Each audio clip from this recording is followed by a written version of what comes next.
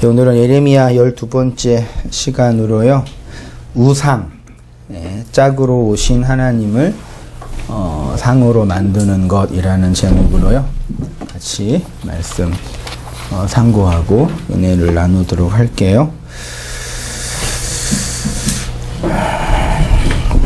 7장, 8장, 9장, 10장 제 기억으로는 계속 이런 뉘앙스로 그 말씀이 진행이 돼요.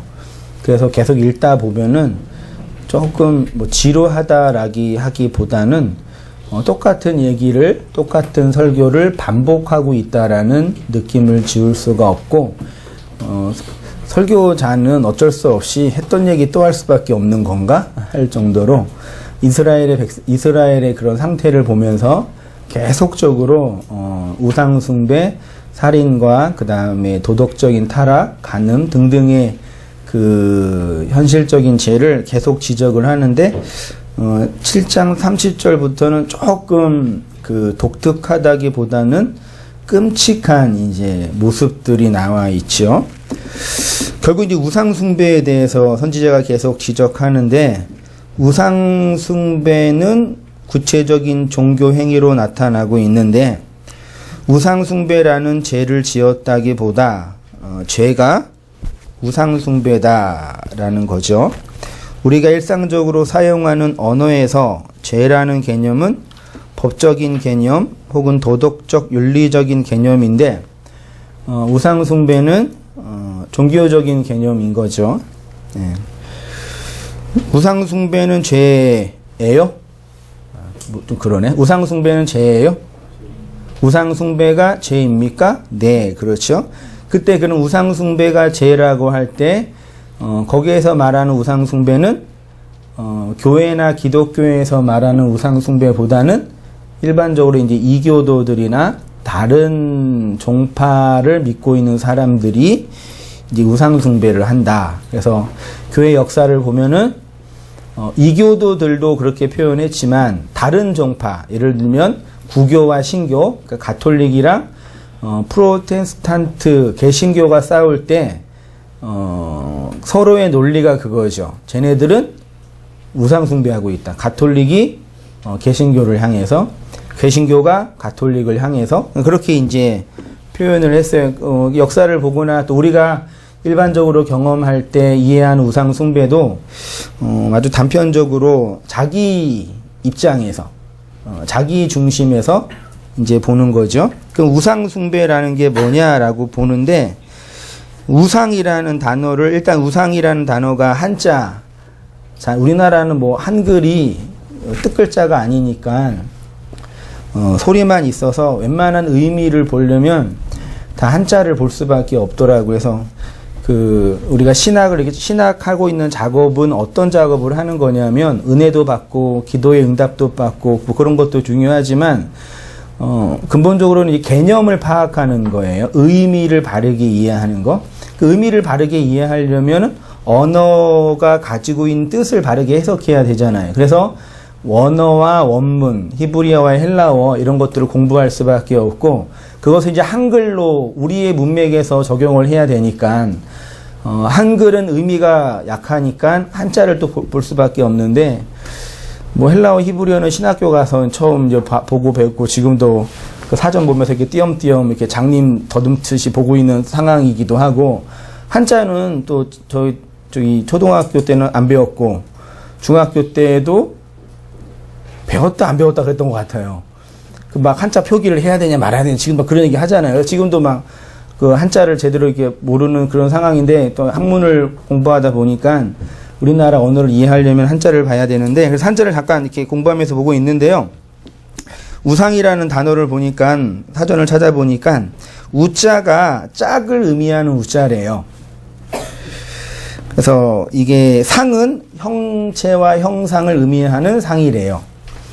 그래서 한자로 우에는 세 가지 이제 뜻이 있다고 하는데, 첫째가 짝이고, 둘째가 배필, 그 다음에 세 번째가 허수아비, 인형이란 의미가 그 우자 안에 있대요. 알고 계셨어요? 그래서 사전 보고 알았어요. 그 다음에 이제 상은 눈에 보이지 않는 것을 눈에 보이는 형체로 둔 것. 그걸 상이라고 하죠. 그래서 우상은 눈에 보이지 않는 것. 뭐가 눈에 안 보여요?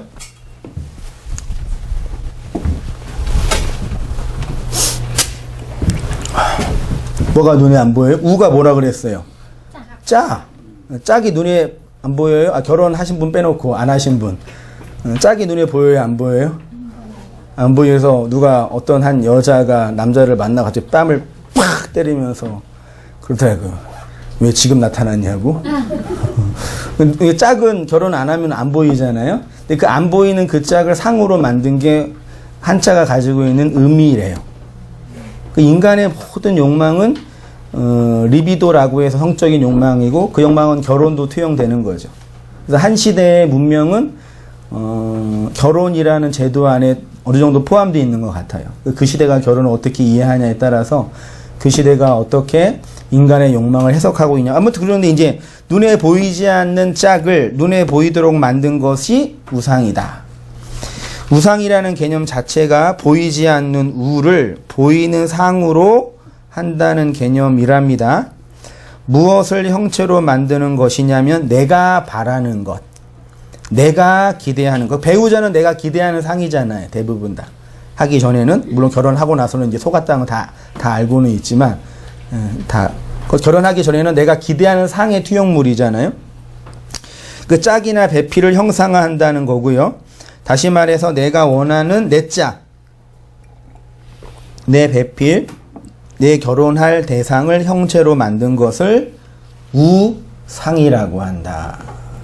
근데 이제 한자만 그러는 게 아니라 또 구약 성경을 보니까 짝이라는 개념이 두 가지가 있어요. 자카르와 네케바라는 단어인데 하나님의 짝이 될 수 있는 존재는 누구뿐이 없어요? 그렇죠. 인간뿐이 없습니다. 그래서 성경은 하나님은 씨를 건네주는 남자로 인간은 그 씨를 받는 여자로 상징을 하지요. 씨를 건네주는 자를 히브리어로 자카르라고 하고요. 씨를 받는 자를 네케바라고 해요. 자칼과 네케바가 합쳐져야 생명이 나오는 거죠. 인간이 하나님의 짝이고 하나님이 인간의 짝이다. 근데 또 재미있는 게 자카르라는 이 명사가 동사가 되면 기억하다, 생각하다. 사역동사가 되면 기억하게 하다, 생각하게 하다. 수동태가 되면 기억된다, 생각된다 등등으로 번역이 됐고요. 네케바의 동사형이 낙하부래요. 이거는 자음은 다 똑같아요. 모음만 달라요. 낙하부는 뚫다, 찌르다 이렇게 씨를 건네주는 건 생각나게 하게 하는 거고요. 씨를 받는 건 뚫리는 거래요. 그럴듯하지 않나요? 씨는 말씀이고 말씀이 우리에게 떨어지면 생각나게 하고 기억하게 하죠. 그래서 씨를 건네는 행위는 생각하다, 생각나게 하다. 말씀을 받으면 생각나요. 기억해요. 이게 또 철학을 또 보면은 재미있는 게 뭐냐면요. 그 플라톤이 이데아라는 게 영어로는 뭐예요? 아이디어예요. 아이디어 생각이죠. 근데 그게 원래 이념, 이상 그렇게 얘기했는데 이데아라는 영혼의 세계가 있고 우리는 그 이데아의 현실적인 투영물이다. 이렇게 표현을 해요. 그래서 우리의 존재는 이데아에 다 있었어요. 근데 이 땅에 와가지고 생각을 해요, 못해요? 왜 못해요? 이데아 얘기예요. 이데아의 세계가 있었어요. 이렇게 해요. 이데아가 이 육체를 가지고 이 형식 역사 속에 왔어요. 육체 안에. 예? 근데 여기 있는 내가 개별자가 내가 이데아에 있었던 걸 알아요, 몰라요? 기억하시는 분? 없죠? 왜 못해요? 뭘 건넜어요? 무슨 강을 건넜어요? 망각의 강을 건넜어요. 그래서 이 망각의 강을 다시 건너면 알아먹는데요. 그게 플라톤의 그 철학책이에요. 똑같지 않아요, 뭐랑? 비슷하지 않아요? 그러니까 그걸 이 망각의 강이 알레테이아 그렇게 표현해요. 그걸 진리라 그러잖아요. 여기로 건너가는 걸 진리라고 얘기하는 거죠. 그러니까 철학을 공부하고 언어를 공부해도 모든 것에 하나님이 그렇게 다 진리의 내용들을 다 이미 주신 건 분명해요. 그걸 인간들이 자기 욕망과 자기 편견으로 이용해 먹은 거죠. 아무튼 뭐 그러는데, 그래서 이제 그 말씀을 건네주는 거, 요거 자카르를 기억하다, 생각나게 하다 그래요. 그래서 창세기 9장 16절 보시면, 무지개가 구름 사이에 있으리니 내가 보고 나 하나님과 모든 육체를 가진 땅의 모든 생물 사이의 영원한 언약을 뭐한대요? 기억하리라. 이게 자카르의 동사형이에요. 하나님이 그들의 고통 소리를 들으시고 하나님이 아브라함과 이삭과 야곱에게 세운 그의 언약을 기억하사, 자카르하사, 안식일을 자카르해라. 내 하나님 여호와께서 이 40년 동안에 내게 광야의 길을 걷게 하신 것을 뭐하래요? 기억하라, 자카르해라. 하나님이 우리를 기억한다는 것은 기억하게 하는 내용을 주시는 거죠. 그게 뭐라고요? 예, 말씀, 시, 복음, 진리 등등이에요. 그래서 구약의 성도들은 자신들을 잊지 말라고 하나님께 기도했어요. 그 하나님 우리를 잊는다는 얘기를 뭘 안 주신다는 얘기예요? 말씀을 안 주신다는, 우리를 기억한다는 얘기를 뭘 주신다는 얘기예요? 말씀을 주신다니까. 그러니까 우리를 기억해 주세요라는 얘기는 뭐예요? 말씀을 건네주세요, 그 뜻이에요. 말씀을 받는 자가 누구예요? 여자. 말씀을 건네주는 자가 남자. 그렇죠? 그 말씀을 못 받으면 여자가 어떻게 있어야 돼요? 혼자 있어야죠. 그 뭐라 그래요? 한자 사자성어로. 독수공방.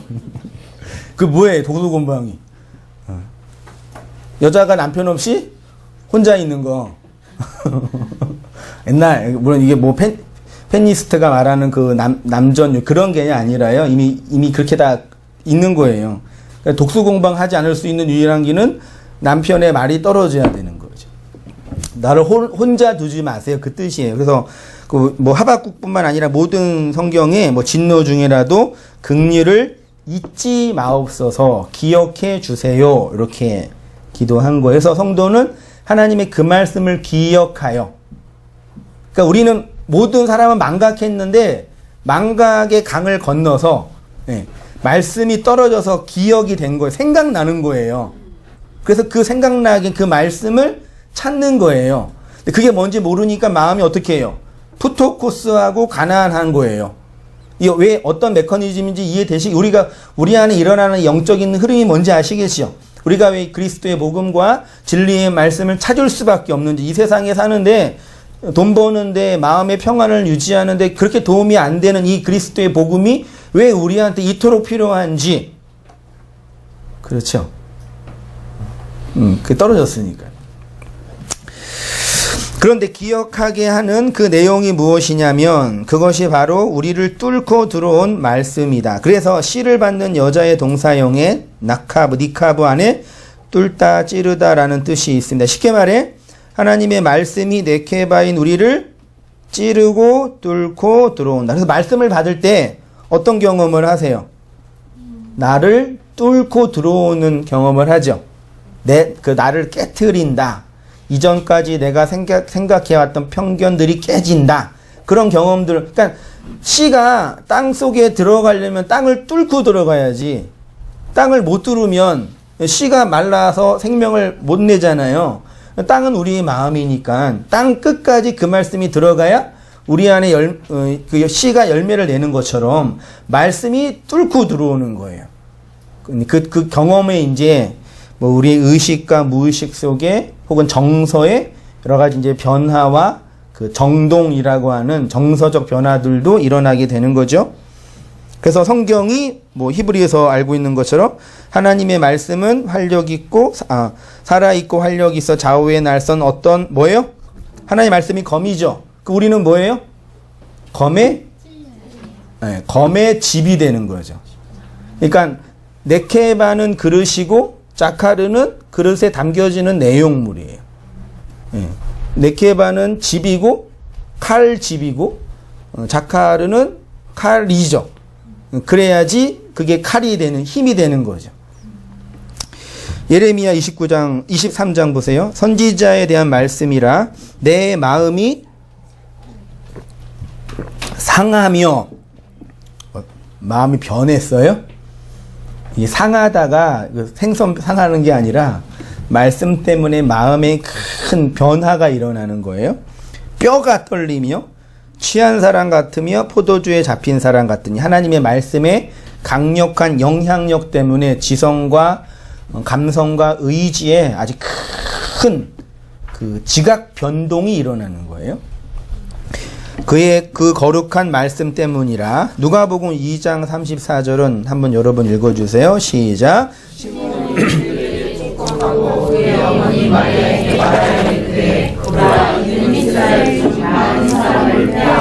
흥하게 하며 비방을 받는 표적이 되기 위하여 세움을 받았고, 또 칼이 내 마음을 찌르듯 하리니 이는 여러 사람의 마음의 생각을 드러내려 함이니라. 칼이 마음을, 이거 마리아 얘기죠. 마리아가 예수를 임신했는데 그것이 칼이 마음을 찌르는 것이라고 표현해요. 하나님이 인간의 짝으로 오셨습니다. 하나님이 여러분의 짝으로 오셨습니다. 그런데 사람들은 그 짝을 어떻게 이해하고 있냐면, 자기 밖에 두고 자기 상으로 만들어 자기가 조정할 수 있다고 생각합니다. 하나님을 내 밖에 두면 그분은 생명의 씨가 아니라 뭐라고요? 숭배의 대상이에요. 숭배라는 단어가 느낌이 어떠세요? 좋아요? 숭배라는 단어 자체는 좋아요, 나빠요? 높이 두어서 무릎 꿇는다. 그게 숭배잖아요. 근데 앞에 뭐가 붙으면? 우상이 붙으면, 우상이라는 단어 자체도 나쁜 거 아니죠? 내가 바라는 짝을 형상화하는 게 우상이라니까요. 근데 우상이 숭배되면, 숭배도 좋아요. 남편 숭배 어떠세요? 별로세요? 자매님들. 오늘 반대로 아내 숭배, 이건 어떠세요? 좋으시죠? 인간이 이렇게 간사되니까요. 같은 단어인데 앞에 뭐가 붙이냐에 따라서 달라져요. 그러니까 단어 자체는 나쁜 게 하나도 없어요. 숭배도 마찬가지예요. 우상 숭배를 이제 한마디로 말하면 짝으로 오신 하나님, 나한테 짝으로 배필로 오신 하나님을 마음으로 받지 않고 밖에 두는 거예요. 밖에 두면 그걸 숭배하는 거죠. 절하는 거죠. 우상 숭배는 짝으로 오신 하나님이 내 밖에 있기 때문에 높이 두고 절하는 행위입니다. 선지자가 탄핵한 이스라엘의 죄가 거의 대부분 다 이거예요. 하나님을 밖에 두고 숭배하는 게 좋아요, 나빠요? 예배가 숭배하는 거 아니에요? 하나님께 예배 드린다 그러잖아요. 그거 숭배하는 거 아니에요? 그러니까 우리가 이해했던 언어적 개념이 많이 이렇게 막 정의가 안 돼 있다니까요. 예배를 드린다 할 때, 내 나를 드린다 이런 개념 강하잖아요. 그 광야에서 이스라엘 백성이 하나님께 원망하니까 하나님이 화딱지 나가지고 뭘 보냈어요? 불뱀을 보냈잖아요. 독뱀을. 물려가지고 다 죽어갔을 때 뭘 세웠어요? 노뱀을 세웠잖아요. 노뱀을 쳐다본 즉 살리라 그랬잖아요. 그래서 노뱀을 쳐다본 사람은 다 살았단 말이에요. 나중에 그 노뱀이 뭐가 돼? 누사라단이 돼서 그게 치유의 그 상이 되는 거예요. 그게 나중에 히스기야까지 가요, 그게. 그러니까 몇백 년 동안 고이 보관하고 있다가 나라에 무슨 일이 있거나 사람들이 아플 때 저거 쳐다보면 산다 그런 거예요. 광야 이후에 그거 쳐다보면 더 살았을까요? 보셨어요? 어떻게 하래 그거를요? 광야에서는 됐는데, 효과가 됐는데 나라가 세워지지가 안 됐을까요? 안 됐겠지요. 근데 얘네들이 그거를 상으로 만들어 보관하고 있단 말이에요. 무슨 얘기인지 알겠어요? 노뱀을 만들어서 요거를 쳐다보면 산다라는 그 내용을 알아먹으면 되는데, 사람들은 그 내용을 못 알아먹고 껍데기로 취하여 자기 욕망을 투영하는 거예요. 나를 낫게 하는 신, 이렇게요. 그게 다 우상이라는 개념이라니까요. 선지서가 다 그런 얘기예요. 몇 개 있는데 길지만 예레미야 7장 16절 이하. 그런즉 너는 이 백성을 위하여 기도하지 말라. 그들을 위하여 부르짖어 구하지 말라. 내게 간구하지 말라. 내가 내게서 듣지 아니하리라. 너는 그들이 유다 성읍들과 예루살렘 거리에서 행하는 일을 보지 못하느냐. 자식들은 나무를 줍고 아버지들은 불을 피우며 부녀들은 가루를 반죽하여. 왜요? 하늘의 여왕을 위하여 과자를 만들며 그들이 또 다른 신들에게 전제를 부음으로 나의 노를 일으키느니라. 만군의 여호와 이스라엘의 하나님께서 이와 같이 말씀하시되 너희 희생 제물과 번제의 고기를 아울러 먹으라. 사실은 내가 너희 조상들을 애굽 땅에서 인도하여 낸 날에 번제나 희생에 대하여 말하지 아니하며 명령하지 아니하고 오직 내가 이것을 그들에게 명령하여 이르기를 너희는 내 목소리를 들으라. 그리하면 나는 너희의 하나님이 되겠고 너희는 내 백성이 되리라. 너희는 내가 명령한 모든 길로 걸어가라. 그리하면 복을 받으리라 하였으나, 그러니까 하나님이 이스라엘 백성에게 번제와 희생 제사에 대해서 명령을 했어요, 안 했어요? 했지요. 그런데 예레미야는 하지 않았다고 표현하고 있지요. 이게 무슨 말인지 이해되셔요? 번제와 희생 제물의 내용이 목소리를 들으라. 하나님의 목소리를 들으라라는 보이는 말씀으로 번제와 희생 제물을 바치라 그랬는데 이스라엘 백성을 번제와 희생 제물을 바치면서 그 내용을 못 알아먹고 번제와 희생 속에 있었다. 이해되시나요? 네. 24절 그들이 순종하지 아니하며 귀를 기울이지도 아니하고 자신들의 악한 마음에 깨와 완악한 대로 행하여 그 등을 하나님을 대적한 거예요. 등을 내게로 돌리고 얼굴을 향하지 아니해. 하나님께로 향하여야 되는데 하나님을 대적하여 반대편에 선 거예요. 너희 조상들이 애굽 땅에서 나온 날부터 오늘까지 내가 내 종 선지자들을 너희에게 보내되 계속 보냈습니다. 끊임없이 보내었으나 너희가 나에게 순종하지 아니하며 귀를 기울이지 아니하고 목을 곧게 하여 너희 조상들보다 악을 더 행하였느니라. 이런 얘기가 계속 반복해서 진행되고 있습니다. 사람들이 우상을 만드는 이유는 나의 배필과 짝을 내 마음이 원하는 그것으로 만들 수 있기 때문이죠. 자, 보세요. 씨와 우상은 어떤 차이가 있냐? 씨는 생명이 있고 우상은 생명이 없다. 그 정도가 아니라 씨는 받으면 어떻게 돼요? 내가 그 씨에 조정을 당하죠. 수동적이게 되죠. 우상은 내 밖에 두어서 내가 걔를 조정, 심지어 들고 다닐 수도 있어요. 세상에 무슨 우상이 그래요. 아무 때나 들고 다녀요. 필요할 때. 사람은 조정 당하고 싶어요? 조정하고 싶어요? 조정 당하는 게 좋겠어요? 조정하는 게 좋겠어요? 이게 기본적으로 선악과 먹은 인간의 욕망이에요. 왜 사람이 감옥에 들어가면 힘든지 아시겠죠? 네. 거기 먹는 거 안 줘요?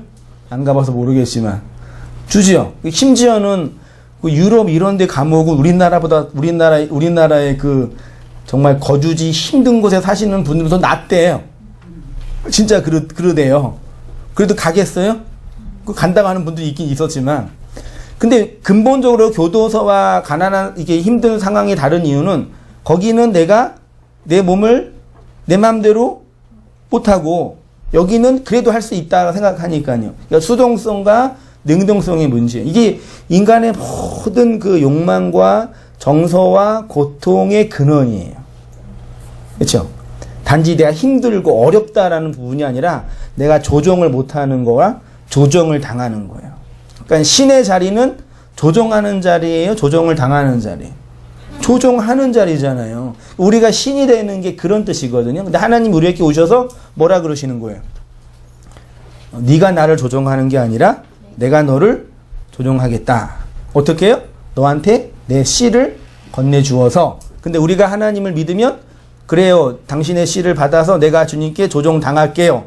그 패러다임인데 조종당하기 싫으니까 하나님을 밖에 두고 자기가 하나님께 치장하고 헌신하고 섬겨드려서 이 하나님을 내가 조종하고 싶은 욕망인 거죠. 이게 희생제사의 근본적인 그 신학이에요. 수능 얼마 남았어요? 11월 얼마 안 남았네요? 또 뜨겁겠네요, 새벽기도? 아유, 내가 요즘 안 하니까. 우리 큰아들이 아직 아니래서 걱정 안 해서 있어 그러나? 하잖아요. 그 엄마가 우리 아이가 그래도 좀 원하는 데 갔으면 좋겠다라는 그 간절하고 순수한 마음으로 새벽에 가서 기도하는 거 좋아요, 나빠요? 그 나빠요? 그 마음 여러분 다 경험하셨잖아요. 내 아이가 다른 아이들보다 공부 잘해서 좀 좋은 데 가면 그 욕심이에요? 욕심이에요? 아니에요? 욕심이죠. 내 아이가 좋은 데 가면 다른 아이가 좋은 데 못 가니까 나쁜 행동이네, 그거. 그래서 착한 아이는 엄마 내가 다른 아이를 위해서 좋은 데 안 갈게. 그런 애가 있긴 있더라고요. 착한 이타적인 아이죠. 그 마음 자체는 나쁜 게 아니잖아요. 근데 뭘 말하는지 알겠어요? 자기가 하나님의 자리에서 조종하고 싶은 거예요. 그 심연을 들어가다 보면은요. 여러분 이걸 혼동하지 마세요. 내 아이가 공부를 잘해서 남들보다 경쟁해서 잘해가지고 좋은 데 가는 거 다 마찬가지예요. 돈 버는 거, 사업하는 거. 그 자체는 나쁜 게 아니잖아요. 근데 그거를 하나님이라는 신을 내가 잘 조종해가지고 이렇게 사바사바해서 할 수 있다라는 요게 선지자가 가장 큰 죄라고 비난한 본질적인 종교의 죄예요. 가장 중요한 그 나쁜 죄 중에 하나예요. 그 신은 하나님의 뜻이 내 안에 들어오는 것이고요. 우상은 인간의 욕망이 밖으로 투영되는 거죠. 착한 사람이 어떤 사람인지 아시겠어요? 인간의 욕망이 밖으로 투영되니까 어떻게 되냐면 희생제사를 드리게 되고 심지어 오늘 본문에는 뭐까지 바쳤어요? 지 자식까지. 그래서 전 세계의 문명 속에요. 인신공양이 없었던 문명이 거의 없어요. 우리나라도 막 순장이라 그러네, 그거를요? 왕 죽을 때 같이 집어넣고 물에 빠뜨리고, 우리나라도 그러고, 모든 종교와 문명 속에 신을 달랜다, 바다를 달랜다, 하늘을 달랜다. 그게 다 있단 말이에요. 그래야지 우리가 사니까. 네가 죽어야지 내가 사니까. 그 죽는 사람은 누구예요? 사회적? 약자. 그게 오늘날 똑같이 이 구조와 이 자본 안에 똑같이 운영되니까요. 한 사회가 딱 있으면 거기서 어떤 문제가 생겨서 가장 먼저 고통받는 사람은 누구겠어요? 사회적 약자가 가장 먼저 고통받는. 그 고통이 올라오는 거예요, 이렇게요. 그래서 권력 있고 회계본 있는 사람들이 자기 울타리를 만들어서 올라오지 못하도록 짓는 거예요, 이렇게요. 그게 성을 짓는 인간의 욕망이라니까요. 무섭지 않나요, 여러분? 인간의 그 본질적인 악에 대해서요. 그래서 우상 숭배는 반드시 살인과 간음과 거짓말, 거짓 증거랑 연결돼요. 그러니까 연결된다라기보다 그냥 그거예요. 우상 숭배가 살인하는 거고, 우상 숭배가 간음하는 거고, 우상 숭배가 거짓말하는 거예요. 왜 하나님이 그토록 나를 이 하늘이나 땅이나 다른 형상으로 만들지 말라고 하신지 아시겠지요? 나는 너희가 원하는 그 모습으로 너희의 욕망을 형상으로 있는 존재가 아니다. 너희가 아무리 노력을 해도 조정할 수 있는 존재가 아니다. 요거를 말씀하고 싶은 거예요.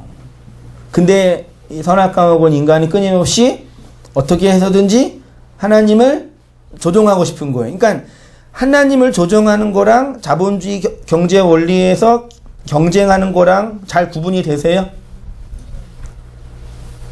구분돼요? 하나님을 조종하는 심보와 내가 경쟁에서 싸워서 이기는 거랑 구분이 되세요? 경쟁에서 싸워서 이기면 돼요? 안 돼요? 잘 생각해 보세요. 경쟁에서 싸워서 이기면 좋아요? 나빠요? 좋아요? 내가 이기면 누군가 고통받는데요? 참 어렵네요. 그러니까 1차적으로요. 경쟁에서 싸워서 이겨서 내가 높은 데 올라가는 것과 하나님을 밖에 두고 내가 그 하나님을 조정하는 거를 잘 구분하셔야 돼요, 여러분. 이거 구분 못하면 종교적 바보가 돼요. 그렇지만 종교적 바보? 네. 열심히 공부할 나이에 뭐하러 다녀요? 선교하러 다닌다 그러고 새벽기도 다닌다고. 제가 청년부 선교했을 때 가장 이해가 안 됐던 청년 중에 하나가 직장을 그만두고 선교를 간대. 가슴이 헉! 그걸 되게 신앙이 좋은 사람이라 칭송해 주더라고요. 그리고 나가서 뭐 어떻게 돼 그러면 그냥 정말 하나님의 나라의 영광을 위해서 직장을 그만두는 게 아니라 그냥 쉬고 싶었던 거예요. 솔직히 그게 맞물린 거지. 물론 하나님의 섭리와 인도하심 안에서 내 인생을 다 정리하고 아프리카로 가고 다 갈 수 있어요. 그거 자체가 제가 악이다 나쁜 거라 안 하는 거예요. 근데 그렇게 이 건강한 시민과 건강한 사람으로 성장할 수 있는 기회를 종교를 왜곡할 수 있다니까요. 그게 이제 종교적 광신인 거죠. 아무튼 하나님을 내 밖에 두고 잘 이용하는 차원이랑 이 세상에서 경쟁하는 걸 좀 구분을 하세요. 그리고 너무 경쟁하는 게 힘들면 적당히 경쟁하기도 하고, 뭔가 개인적인 성향이니까. 이거랑 이거를 잘 이렇게 하셔야 돼요. 생각해 보세요. 대학 들어갈 수 있는 정원은 1000명인데, 시험 볼 아이는 2000명이면 반드시 1000명은 떨어지잖아요. 근데 2000명이 다 하나님의 자녀예요. 그럼 하나님 어떻게 해요, 그러면요? 정원을 넓히면 되겠네요. 하나님도 못하시는 그 자연 법칙이잖아요. 그러니까 그렇게 기도하는 부분이 아니라는 얘기예요.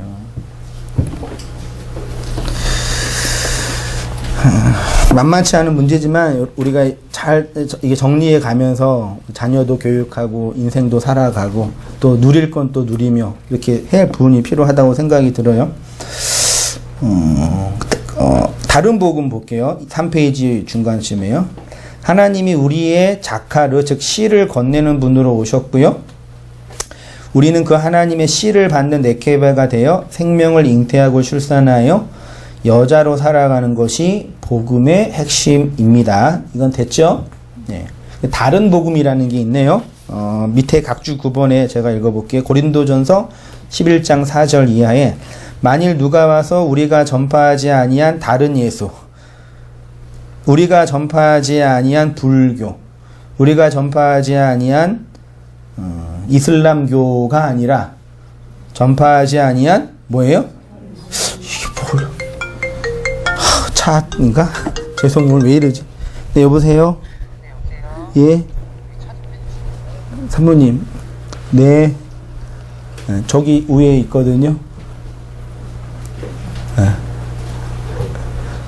저기 여기 끝에 쭉 올라가면 택시 여기 회사 있는데 거기에 누구 뒤에 형제 한 명 있으면 뭐 정자매가 좀 아이고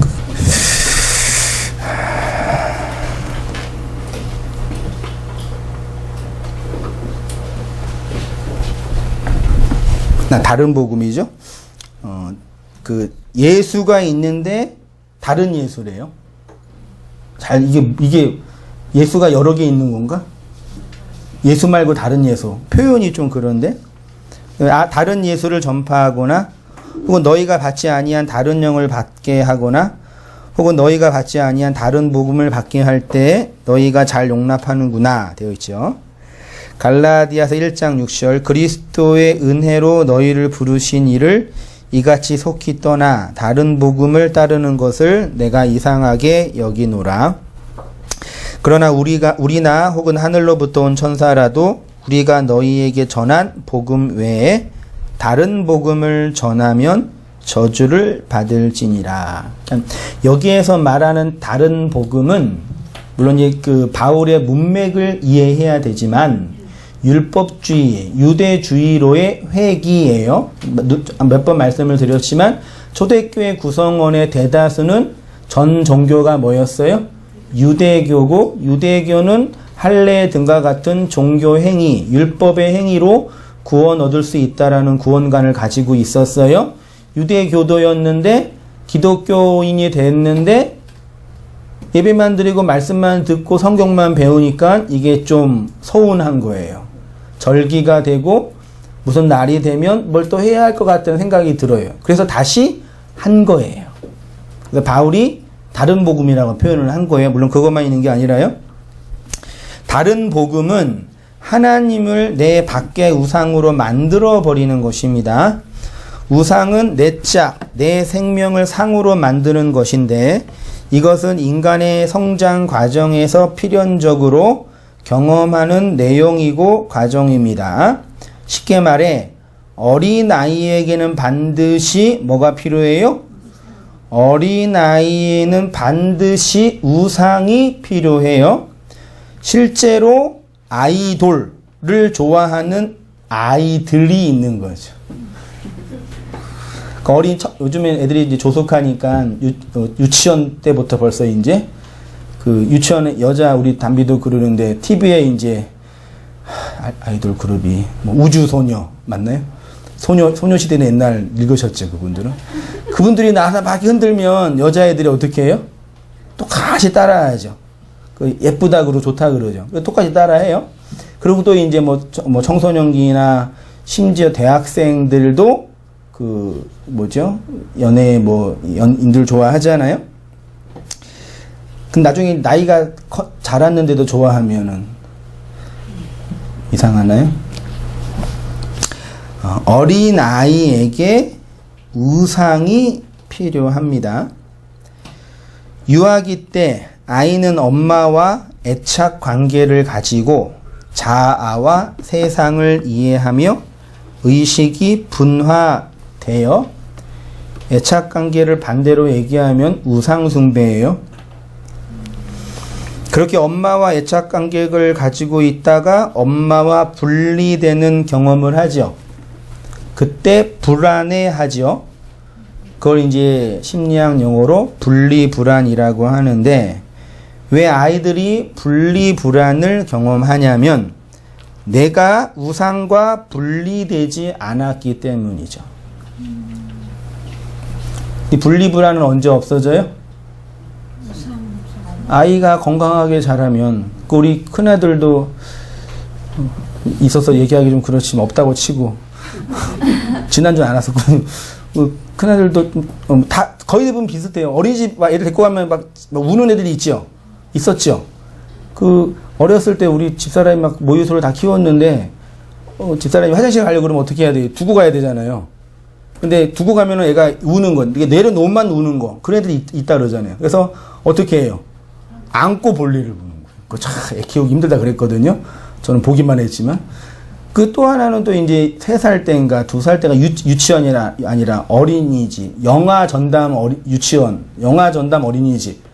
차 몰고 가는데 이제 유아원 앞에다 대놓고 이제 선생님께 인계해야 되는데 애가 가기 싫으니까 안 가 그러면서 차에 숨을 데가 없잖아요. 어디 숨어요 나중에? 저 뒷좌석 트렁크 위에 올라가는 거예요. 안 가 그러고 있다가 이제 해가지고 이제 보내요. 왜냐면 엄마 아빠랑 떨어지는 게 싫으니까요. 지금은 지금 말도 못 붙이게 하잖아요. 건들지 말라고. 이미 끝난 거지 이제. 부모가 우상이 아닌 거죠. 어린 아이는 그래서 그게 이제 심리학 용어로 애착관계라고 표현하는 거고 반대로는 이제 그 종교적으로 이제 부모가 우상이 되는 그래서 우상은 어린 아이한테 필요해요. 그 어린 아이 키울 때 뭐 소위 말해 이제 전기 많이 읽으라 그러죠. 마하트마 간디가 세계의 위대한 위인이에요. 그렇죠. 무폭력, 무저항, 인도의 무폭력 운동 했잖아요. 위인이죠. 그런 정치적으로 볼 때는. 근데 이제 뭐 일설에 의하면 그 간디가 소아 성애자라는 얘기가 있단 말이에요. 그것도 본받아야 돼요? 아니죠. 그러니까 이 세상의 모든 사람들은 우리 우상의 대상이 될 수 없어요. 근데 어린 아이들에게 이순신 장군 우리가 본받아야 돼요? 여러분 남편이 이순신 장군이면 좋으시겠어요? 내 아빠가 이순신 장군이면 좋겠냐고요? 아니잖아요. 우리 목사 세계에서도 1세대 목사님들 많이 있잖아요. 오카노 목사님, 뭐 하용전 목사님, 이런 목사님 되게 이렇게 우상은 그렇지만 좀 존경의 대상이었단 말이에요. 근데 요즘에는 이게 나누어져요. 꼭 존경의 대상은 아니다. 큰 교회에 하는 게 꼭 좋은 것도 아니고, 또 이렇게 자녀들 보거나 그분들도 이렇게 늙어서 자녀들과 관계를 보면 또 이렇게 좋은 아빠는 아니었으니까. 이해되시나요? 그러니까 우상은 어렸을 때 자기를 위해서 필요한 거예요. 그래서 그런 과정을 잘 밟아야 돼요. 잘 밟고 성인이 되고 어른이 되면 이 세상을 정확하게 직관하고 선과후를 알게 되면 우상이 있어요, 없어요? 우상이 없어지잖아요. 그죠? 우리 아이들 키울 때도 그렇잖아요. 근데 신앙과 종교도 마찬가지예요. 네. 제가 이 말씀을 왜 하는지 아시겠지요? 부모는 자식에게 무엇을 주는 존재이냐면 씨를 주고 또 우상을 줘요. 그런데 오늘 우리의 교회나 사회를 보면 이렇게 분리불안 속에 있는 사람들이 참 많이 있는 듯 합니다. 아이들이 성인이 되면 독립을 하지요. 그런데 이 독립을 거의 대부분 오해하고 있어요. 엄마, 아빠의 간섭 없이 내가 하고 싶은 대로 살겠다는 생각으로 독립을 하는데, 독립은 누구의 간섭도 없이 나 혼자 사는 게 아니죠. TV 프로도 나 혼자 산다라는 프로가 있어가지고. 그러니까 혼자 사는 게 독립이 아니에요. 진짜 독립은 혼자 사는 게 아니라 결혼할 준비를 하는 거죠. 그러니까 일단 부모의 간섭을 피하고 귀찮고 싫어 나와서 혼자 사니까, 혼자 살면 편해요? 안 편해요? 편해요. 편하지만 외로워요? 안 외로워요? 안 외로워요? 외롭다고 쳐요. 외롭잖아요. 그러니까 옆에 키워요? 고양이, 앵무새. 사람 두기에는 불편하고, 없으면 외롭고. 그러니까, 키우잖아요. 그런 우리나라 사회 현상이 개인적인 생각으로 이렇게 건강한 모습 같지는 않아요. 아무튼 독립은 나 혼자 사는 게 아니라 내가 진짜 생명을 가진 자로 쓰는 거예요. 우리 인간의 일반적인 성장 과정도요. 그래서 아이들을 잘 키워서 적절한 나이가 되면 독립시켜야 되는 거죠. 혼자 내보내는 게 아니라 얘가 어른으로 생명을 내는 생명체로 잘 살 수 있도록, 그거는 국가나 사회에서 민주 시민으로 세금 잘 거둘 수 있게 만드는 그런 프로그램 말고, 한 사람이 인간을 볼 때는요. 세상은 그런 원리예요. 교회도 마찬가지예요. 내 가정을 세울 준비를 하는 시작이 독립입니다. 그런데 오늘 우리 사회는 이런 것이 다 왜곡되고 곡해되어 있습니다. 아이들에게 씨와 뿌리를 건네줘야 할 부모가 아이들을 자기의 우상으로 만들고 있지요. 그런데 이건 교회도 마찬가지입니다. 갈라디아 교회가 그랬대요. 내가 또 말하노니 유업을 이을 자가 모든 것의 주인이나 어렸을 동안에는 종과 다름이 없어서 그 아버지가 정한 때까지 후견인과 청지기 아래에 있나니, 이와 같이 우리도 어렸을 때에 이 세상의 초등학문 아래에 있어서 종노릇 하였더니. 초등학문이 뭐예요? 여러분, 이걸 잘못 이해해서 세상의 학문이 있지요. 경제학, 심리학, 의학, 음학 이런 거 하찮아요? 신학이 가장 위대한 학문이에요? 중세는 그랬어요. 모든 철학은 신학의 신여였거든요. 근데 그거 실제로 그래요, 안 그래요? 이 세상은 다 그냥 우스워요? 그게 아니에요. 이 초등학문은, 이거 완전히 번역이, 이건 그냥, 이 스토이케이온인데, 질서와 차소와 순서와 시간과 공간 속에서 순서대로 놓은 거예요. 쉽게 말하면 율법이에요, 율법. 이 세상의 순서와 시간. 아무리 빨리 성장하고 싶어도, 지금 막 태어난 아이 빨리 성장하고 싶어가지고 막 이빠이 먹인 거 주고 막 교육시키면 애가 금방 성장해요?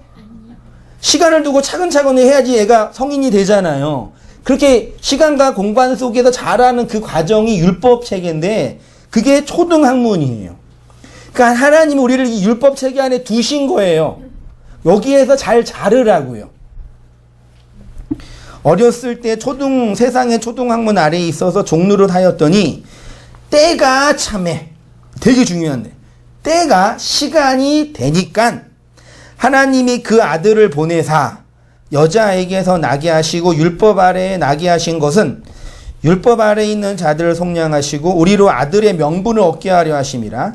너희가 아들임으로 하나님이 그의 아들의 영을 우리 마음 가운데 보내사 아빠 아버지라 부르짖게 하셨느니라. 그러므로 내가 이후로는 종이 아니요 아들이니 아들이면 하나님으로 말미암아 유업을 받을 자니라. 그러나 너희가 이때에는 하나님을 알지 못하여 본질상 하나님이 아닌 자들에게 종노릇 하였더니 이제는 너희가 하나님을 알 뿐 아니라 더욱이 하나님이 아신 바 되었거늘 어찌하여 다시 약하고 천박한 초등학문으로 율법으로 돌아가서 다시 그들에게 종노릇 하려 하느냐. 너희가 날과 달과 절기와 해를 삼가 지키니 내가 너희를 위하여 수고한 것이 헛될까 두려워하노라. 어른이 되면 날, 달, 절기, 해 지켜요 안 지켜요? 여기 지키면 돼요 안 돼요? 얘네가 다시 지키고 돌아갔잖아요. 어른이 되면 날, 절기, 해를 지켜요 안 지켜요? 안 지킨다고요. 고린도전서 13장이요. 온전한 곳이 올 때에는 부분적으로 하던 것이 폐하리라. 폐해한대요. 어렸을 때에는 말하는 것이 어린아이와 같고 깨닫는 것이 어린아이와 같고 장성한 것이 어린아이와 같다가 장성한 사람이 되어서는 어린아이의 일, 개별적인 율법의 지킴의 행위를 뭐예요? 버렸어요. 멜기세덱에 관하여는 우리가 할 말이 많으나 너희가 듣는 것이 둔함으로 설명하기 어려우니 때가 오래되었으므로 너희가 마땅히 선생이 되었을 터인데 너희가 다시 하나님의 말씀의 초보에 대하여 누구에게서 가르침을 받아야 할 처지니 단단한 음식은 못 먹고 젖이나 먹어야 할 자가 되었도다. 이는 젖을 먹는 자마다 어린아이니 의의 말씀을 경험하지 못한 자요. 단단한 음식은 장성한 자의 것이니 그들은 지각을 사용하여 연단을 받아 선악을 분별하는 자들이 6장 1절입니다. 그러므로예요. 앞에 있는 걸 다 얘기해 놓고 그러니까 우리가 그리스도의 도의 초보를 뭐하고 그리스도의 도의 초보가 뭐겠어요? 율법의 행위예요. 버리고 뭘 또 버려요? 죽은 행실을 버리래요. 행위를 버려야 돼요. 회개함도 버리래요. 더 큰 문제. 하나님께 대한 신앙도 버리래요. 세례들과 안수와 죽은 자의 부활과 영원한 심판에 관한 교훈의 털을 다시 닦지 말고 그러면 닦아야 돼요? 닦지 말아야 돼요? 아니 다시 닦지 말란 얘기는 뭐 했단 얘기예요? 닦았단 얘기잖아요. 닦았는데 왜 돌아가냐 그 얘기예요. 안 닦았으면 이해되시나요? 11조의 진리를 알면 11조 헌금도 아니지만 11조를 내는 게 자유롭지요. 진리를 모르면 무섭잖아요. 그거 어떻게 해야 돼요? 내야지요. 절기의 진리를 알지 못하면 지켜야 돼요? 안 지켜야 돼요? 열심히 지켜야 돼요. 이해되시나요? 열심히 지키는 이유는 그걸 지켜가지고 하나님께 도달하는 게 아니라 그것의 내용을 알아먹는 거라니까요. 그걸 알면 지키는 것에서 자유로운 거예요. 이해되세요? 신호등이 있으면 빨간불이면 건너면 돼요? 안 돼요? 신호등이 없으면 되잖아요. 차가 안 올 때 조심히 건너면 되잖아요. 근데 어린아이는 신호등이 없는 길을 잘 걸어요? 못 걸어요? 못 지나가요. 어린아이들은요. 무서워서. 그래서 율법을 딱 정해놓고 가르쳐줘요. 파란 불일 때는 가고 빨간 불일 때는 건너지 마. 근데 어린아이들 어떻게 해요? 이게 빨간 불일 때 기다리는 거예요. 숫자를 세요. 1, 2, 3. 딱 바뀌자마자 어떻게 해요? 뛴단 말이에요, 얘네들은요. 그래서 사고 나는 거예요, 애들이요. 자기는 율법을 지킨 거예요. 근데 어른들은 그냥 가니까. 좀 이해되시나요? 교회 안에서 사람들이 모여서 말씀을 가르치고 모임을 하고 여러 가지 행사를 하는 건 어린아이를 잘 돌보는 과정이라니까요. 그래서 잘 배워야 돼요. 이 과정을 이게 잘 밟아야 돼요. 태어나서 영아 때 젖 먹고 훈련받고 왔다 갔다 하면서 잘 받아서 어른이 되면 이제 그거에 대해서 어떻게 돼요? 자유롭잖아요. 이번 주에 우리 둘째 아들이 학교 가서 그 공동체 훈련인가를 했다 그러는데 어렸을 때 저도 학교에서 왜 지금도 이순신 장군님 학교에 계시나요? 학교에 꼭 동상이 있잖아요. 이순신 장군이. 우리 학교에 어떤 설이 있었냐면 12시가 딱 되면은 이순신 장군님께서 돌아다닌다고. 그랬잖아요. 진짜 그게 진리인지 알았단 말이에요. 근데 지금은 신하잖아요, 그냥. 잘 밟고 지나서 어른이 되면 그것이 나를 더 이상 힘들게 하는 율법이 아닌 거죠. 자유로운 얘기죠.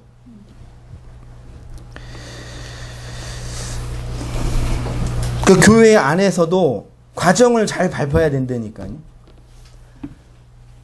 그래서 복음은요, 뭐냐면, 복음 진리는 19금이에요. 아이들한테 19금 영상을 보여주면 돼요, 안 돼요? 어른들은 봐도 돼요, 안 돼요? 어른 안 돼요? 되지요. 어른들은, 아이들은 돼요, 안 돼요? 왜 안 될까요? 사리를 분별 못 하니까요. 근데 아직 어른이 안 됐는데 19금을 미리 봐버렸어. 그래서 성에 대한 왜곡된 지식이 생겨가지고 이상한 사람이 돼요. 그쵸? 복음이 이 세상에 다 율법이니까 건강하게 차근차근 순서를 가지고 배워야 할 과정 속에서 그것들을 잘 배우고 숙지하지 못한 상태에서 예를 들어서 그동안 억지로 이렇게 11조를 냈어요. 막 힘들고 어려워도 안 낸다 그러면 망한다 그러니까 무서워서 냈단 말이에요. 신앙의 진위보다는 무서워서 냈다면. 근데 누군가가 11조는 그게 아니니까 안 내도 된다고 얘기를 해줬으면 자유롭겠죠. 근데 마음이 본질이 뭐냐면 하나님에 대한 신앙, 11조의 진위, 그 사랑의 진위를 아는 게 중요한 게 아니라 돈 안 내는 게 중요한 게 된 거예요. 이해되셔요? 누구 목사 얘기 들어서 막 잔소리 듣는 것처럼 듣는 게 너무 기분이 나빴거든요. 매주 맨날 또 가서 오늘 또 혼나야 돼 이런 생각하고 있다 쳐요. 근데 더 이상 목사는 없다 그러네? 어떤 설교를 듣든 내가 진리를 듣면 된다 그러는 거예요. 맞지요, 그 말은. 그 말 자체는 맞지요. 근데 그거를 자기 편의에 맞게 재해석하는 거예요. 그래서 망가진 사람 많이 있단 말이에요. 진짜 그분이 진리를 아는지는 묘연하지만 건강하게 자랄 수 있는 과정을 잃어버리는 거. 그래서 어린아이들은 적절하게 이 울타리 안에서 잘 양육하고 돌보고 이렇게 제도를 만들어야 돼요. 그건 맞아요. 어린아이를 키우려면. 그랬잖아요, 우리가요. 그리고 성장하고 이 세상을 좀 바르게 보고 이 해석할 나이가 되면 자유롭게 되는 거고요. 독립을 해야죠. 말하자면요. 율법주의로 회귀해요. 초대교회 지독한 문제는 유대주의로의 회귀입니다. 쉽게 말하면 율법으로의 회귀인데 율법으로의 회귀가 나쁜 이유는 율법을 지키는 게 나쁜 게 아니라 뭐가 나쁜 거예요? 율법주의가 왜 나빠요? 그리스도의 십자가를 무용하게 하기 때문에. 왜요? 율법을 지켜서 구원받는다 그러니까요. 그리스도의 은혜로 구원받는 게 아니라요. 혹은 그리스도의 은혜로 구원받았지만 그것이 완성되는 건 나의 율법 지킴이니까 이렇게. 하나님의 나라를 애굽이랑 광야랑 가나안이라 했잖아요. 근데 가나안은 있어요, 없어요? 이게 광야라고 해요. 껍데기가 광야고 내용이 가나안이죠. 이거는 아직 초월계니까 엄밀하게는 없지요. 가나안 가신 분 없잖아요. 네. 여기 있는 거예요. 근데 광야의 내용을 알면 가나안인 거예요. 근데 뭘 건너야 돼요, 여기서요? 애굽이고 홍해를 건너야 되잖아요. 건너는 과정이죠. 이게 줄 딱 긋고 딱 건널 수 있어요, 한 번에? 돼요. 이게 딱 긋고 이게 딱 될 수 있어요. 진리를 깨닫는 부분에 있어서 그동안 내가 잘 몰랐던 부분이 열심히 수고하고 노력하고 참선하고 연구해서 단박에 팍 깨달을 때가 있어요. 그게 도노라 그러죠. 네. 단박에. 근데 그 단박에 깨닫기 위해서는 뭐가 필요해요? 점수라고 그런 거죠. 꾸준하게 연구하고 노력하고 힘써야지 되는 거예요. 그러니까 영어도 잘하는 분이 들리는 것도 한 번 듣는다고 되는 게 아니라 계속 듣다가 어느 순간이 되면 팍 들린다고 하잖아요. 세상에 다 그런 이치 같아요.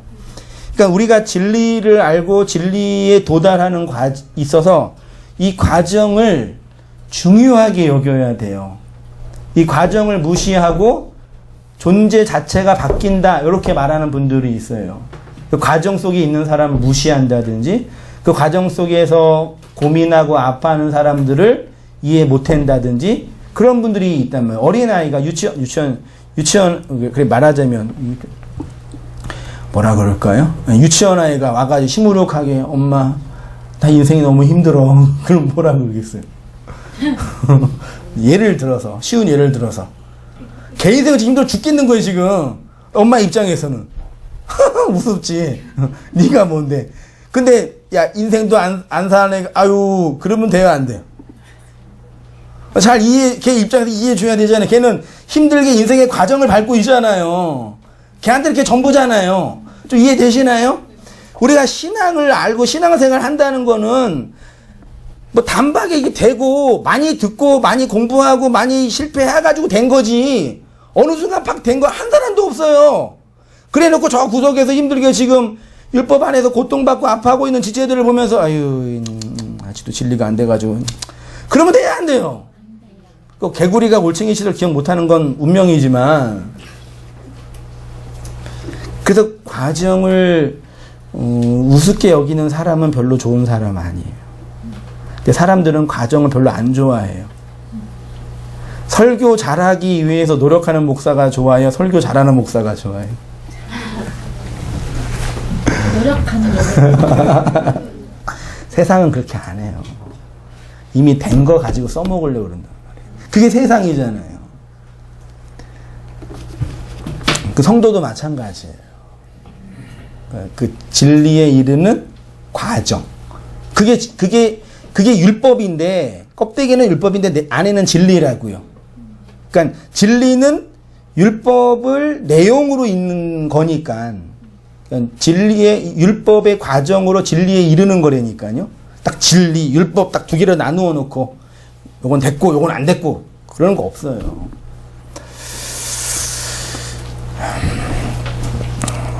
아무튼 율법을 지키고 안 지키고는 본질적인 문제가 아닙니다.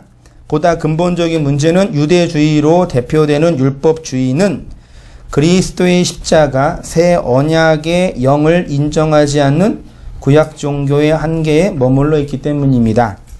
성인이 되고 독립을 했는데도 짝을 상으로 만들지 않고 실제로 결혼을 해야 하는데 계속 상으로 짝을 찾는 것입니다. 아직도 어린아이의 일을 버리지 못하고 있다는 것입니다. 어린아이는 율법 아래서 규율과 규칙을 잘 지키며 성장해 가야 합니다. 이 세상이 율법의 세상인 것이 맞습니다. 그래서 우리가 율법을 통해서 잘 성장하고 성숙해야 합니다. 그런데 이미 온전한 것이 왔다고 하니 그리스도가 십자가에서 죽고 우리에게 그리스도의 씨를 성령으로 보내주셨지요. 그런데 이 소중한 복음의 사실을 전하지 않고 계속 하나님을 상으로 섬기게 하는 것이 가당한 일이겠습니다. 그래서 갈라디아에서 바울이 승질을 내면서 어리석도다 갈라디아 사람들아, 예수 그리스도께서 십자가에 못 박히신 것이 너희 눈앞에 밝히 보이거늘 누가 너희를 꾀더냐 그러면서 비난한 거죠. 그 왜 사람들이 희생제사를 드릴까요? 왜 하나님을 밖에 두고 우상 숭배를 할까요? 왜 하나님을 씨로 생명으로 받지 못할까요? 이게 희생제사는 인간의 욕망의 투영물이에요. 됐죠? 희생제사를 그치려면 뭐가 없어져야 돼요? 우리의 욕망이 삭제돼야 돼요. 왜 희생제사 드리는지 아시겠어요? 예? 그러니까 아이를 위해서 건강하게 잘 돌보는 게 좋은 일이에요? 시험 그 수능 앞에서 엄마가 백일기도 하는 게 좋은 거예요? 뭐가 좋나? 어렵네. 자기 욕망의 무적행에서 나오지 못하기 때문에 희생제사들이. 그 하나님이 씨로 우리에게 들어오면 어떤 일이 벌어져요? 그 욕망이 삭제돼요. 삭 없어지는 거예요. 예레미야 7장 30절 여호와께서 말씀하시되 유다 자손이 나의 눈앞에 악을 행하여 내 이름으로 일컬음을 받은 집에 그들의 가증한 것을 두어 집을 더럽혔으며 흰놈의 아들의 골짜기에 도벳 사당을 건축하고 그들의 자녀들을 불에 살랐나니. 얼마나 간절했으면 자녀까지 바쳐요. 이게 좋은 거예요? 얼마나 간절했으면. 흰놈의 아들의 골짜기 도벳 사당에서 자녀를 희생제사로 바쳤대요. 흰놈의 아들의 골짜기가 원어로 가예 벤 흰놈입니다. 가예는 골짜기. 골짜기는 산과 산이 만나는 곳이죠. 그래서 음침해요. 거기에서 사람들 많이 죽이는 거예요. 골로 간다 그러죠. 골로 보내는 거예요. 그 골짜기로. 사람 죽일 때 골짜기에서 죽인 거예요.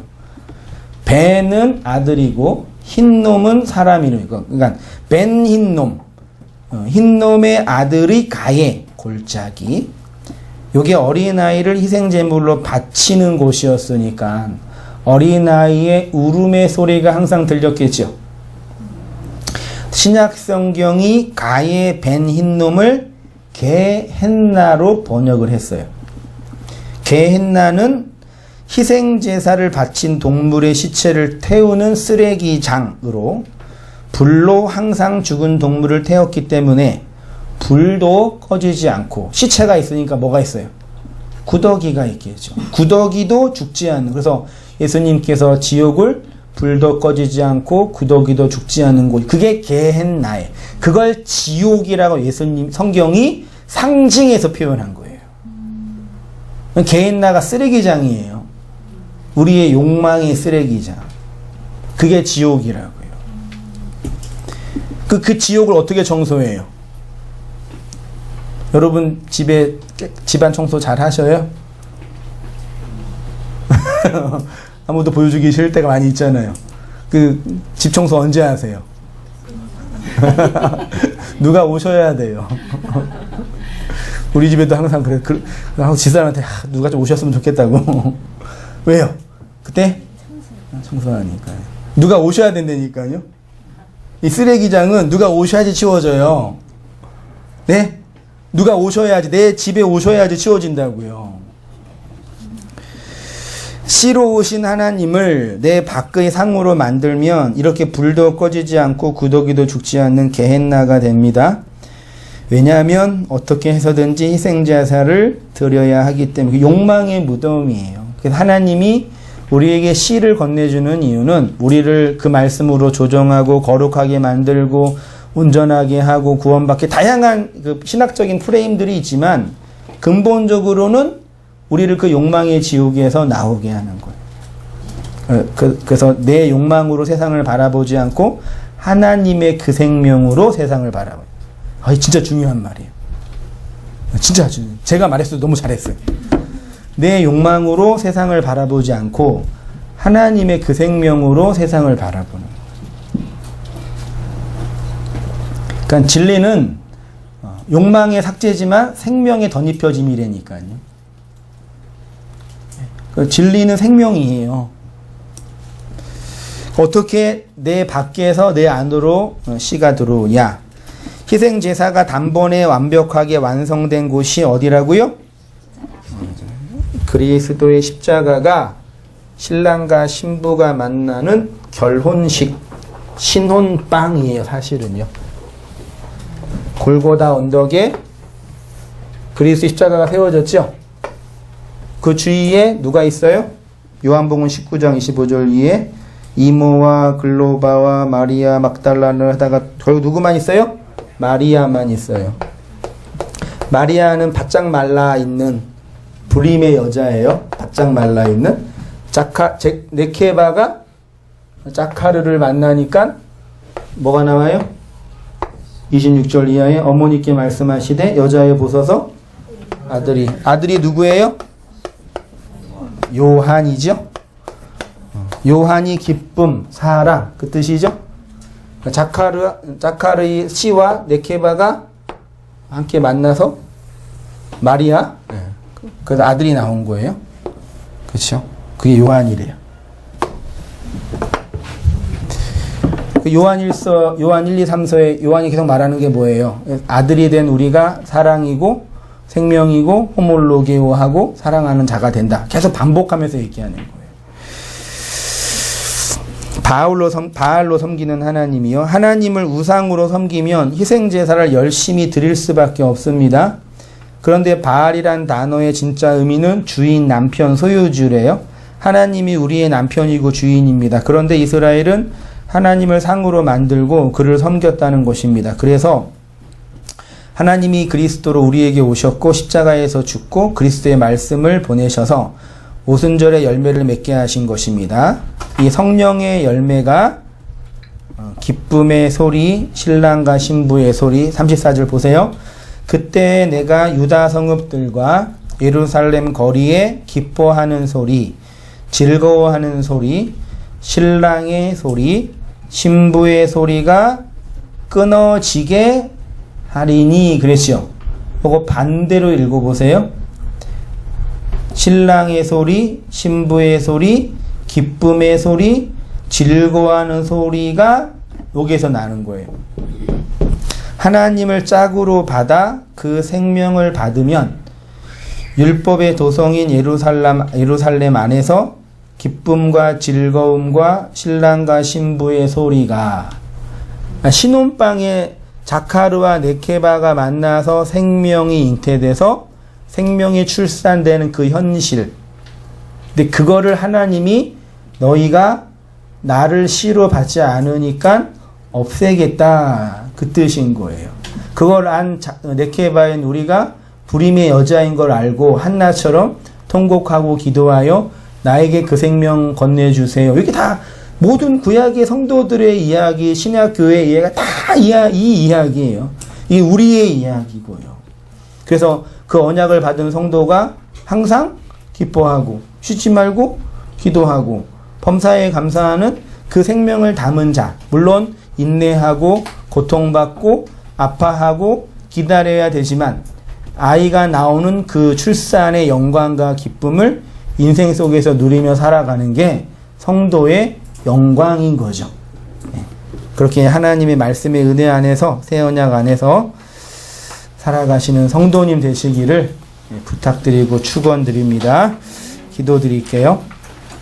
하나님 아버지, 우리가 함께 모여서 아버지의 그 말씀과 그리스도의 진리를 네케바인 우리에게 자카르로 오신 그 생명을 함께 나누고 배우게 하시니 감사합니다. 십자가 아래서 아들을 만드시고 요한을 만드셔서 우리를 그 사랑으로 살게 해 주셨사오니 이 율법의 세상의 진리를 바르게 알아서 그 생명으로 오롯이 살아가는 저희의 모든 삶이 다 되어지도록 주님 인도해 주시고 함께하여 주옵소서. 개인나에 불도 꺼지지 않고 구더기도 죽지 않는 우리의 욕망의 쓰레기장 안에서 어쩔 줄 몰라 아파하고 고통하고 절망하고 있는 우리 성도님들과 지체들이 있다면 그리스도의 그 말씀을 보내주셔서 깨끗하고 온전하고 정결하고 아름다운 열매 내는 그 정결한 주의 백성으로 삼아주셔서 한 사람 한 사람 주님의 말씀으로 온전한 주의 백성으로 바르게 세워져 가도록 주님 인도해 주시고 은혜 내려 주시옵소서. 예수님의 이름으로 기도합니다. 아멘.